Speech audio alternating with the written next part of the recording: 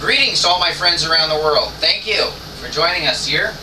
I'm here in the little Manila studio, and just in case you're wondering, no, there is no Kalapa House in the Philippines. The Kalapa House it's an idea. It's a concept. It's not a foundation. It's not a corporation. It's not anything except an idea that is being branded for the purpose of educating people around the world. And that's going to be in another segment here on the Kalapa or Stephen Jenkins TV, or the Kalapa TV channel here on YouTube, Health in Hawaii. You're going to learn a lot about the Kalapa House vision as time goes on. But today, I want to tell you about parasites, because this is going to be about health. A lot of these programs here on YouTube or on our channel here are going to be about health.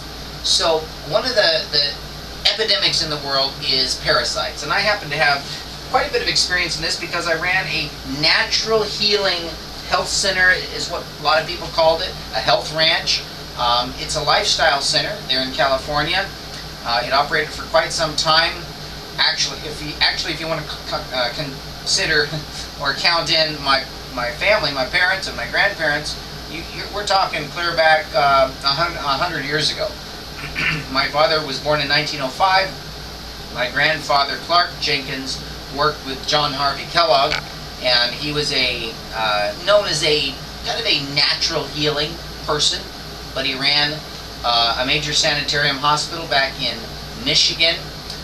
He was into hydrotherapy and natural remedies. Now, he got off track into pantheism and things like that, which I do not adhere to or believe in, but the natural remedies, hydrotherapy, and knowing and understanding how to rid your body of parasites. Now, what are parasites? I'm going to slip over here to the video screen for a minute and just let's pull it up. Okay, look, Google. If you look right here at Google, you're going to see, if you just type in the words parasite, you're going to get all of this stuff. I mean, amazing stuff. Parasites, flukes, the internet is full of it. There is no question that parasites exist. I mean, that's not a question. There's no question that practically everybody has them, different kinds. Our body just needs to stay in balance, to stay in check, to where we're managing and keeping the propagation or the population of those parasites at a minimum, at a level that is not going to take over our body. They like to eat too, and they defecate, and so they're eating the nutrients that we would otherwise get, and they're defecating either in our bloodstreams, our intestines, and sometimes even getting up into our brain, and that's not good. So let's sit back down here, and I'm going to talk to you about some of the products that are used. Now, when I say product, I'm talking about something in nature, something that is readily available in nature.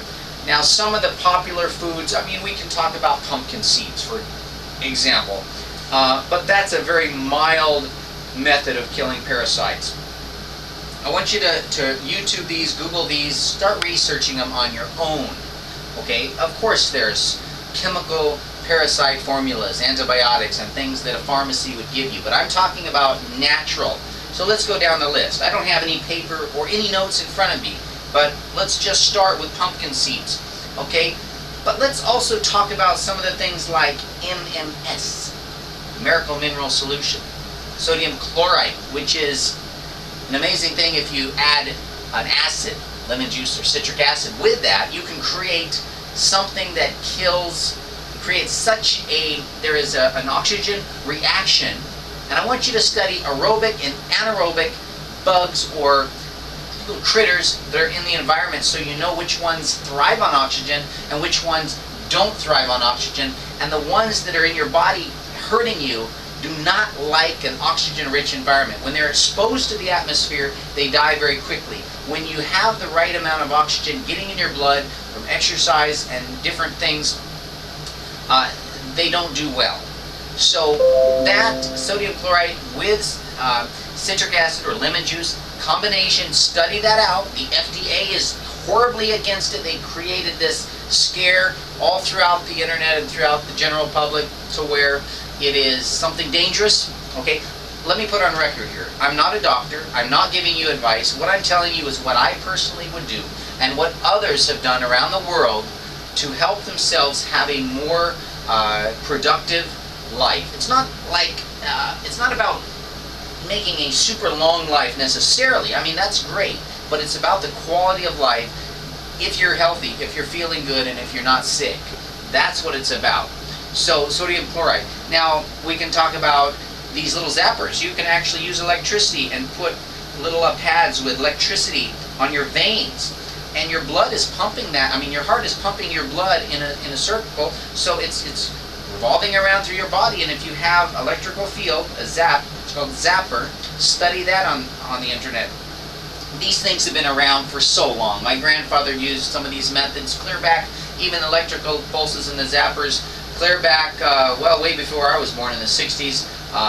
Certainly back in the 1940s and 50s, he was using these techniques. So he talks about tapeworms 60 feet long coming out of people. So we're talking about 60 feet, guys. Okay, how long is 60 feet? It's a long distance. We're talking about, you know, a sprinting distance where you could run. That's in meters. A meter is about 3 feet, so a long tapeworm, and made up of little segments, which if you break it in half, it's another one. And I mean, you can't kill it that way. So another method, so this zapper, it kills as it's going through. These little critters do not do well with electricity. Outside here, I have a zapper that's killing mosquitoes. Now, I'm all about love and compassion, but when it comes to these little deadly critters that are out there to kill you, like cryptosporidian or even things that are fungi or bacterial infections, you know, those are all things that God made for a reason, and they clean up the environment. So if your environment is unhealthy within your body, you're going to get more of these things in your body. So yes, of course, you want to be healthy, and guess what? They don't do well on a vegan, vegetarian diet. They need animal protein. You look through the internet, you'll find out these guys like garbage. They like filth. And so if you're going to eat filth and you're going to eat garbage, you're going to have these little parasites destroying your body, destroying your life, and affecting your desire for food. For example, they're going to want cheap junk foods, carbohydrates and sugars and oils and things like that. Another thing, so I'm in the Philippines, and something that is very, very effective and very readily available is papaya seeds. Okay? There's also black walnut hulls. So I want to explain. A seed is something that when you put it in the ground or put it in a septic tank or a pile of manure or in a very filthy, horribly disgusting and rotten, I'm talking about a place full of parasites and things like that, it has a barrier, it has something within it that will kill the parasites. It has something that will fight because it has to survive. It has to grow another plant. It has to come out of the ground, has to come out of the septic system, it has to come out of the garbage and whatever it is there to grow. And it cannot afford to be eaten or destroyed by parasites. So if you ingest that seed or eat that seed, that is going to give you a natural parasite. I mean, it's a deadly blow to the parasites. It's going to cleanse you and give you a natural cleansing of parasites, killing those parasites. Now, not just eating a couple seeds. You have to do a program, and that's what I'm going to tell you here. 15 days eating something. Black walnut hull, pumpkin, you can get a variety. Wormwood, there's a number of herbs out there. You can research. I like to mix them all together, you know, if you have them available. But here in the Philippines, papaya seeds are available. They taste very bitter, and very sharp and pungent and even hot a little bit. Now there's two ways. Now I'm going to show you over here. Let's look at this papaya here. This is a beautiful papaya.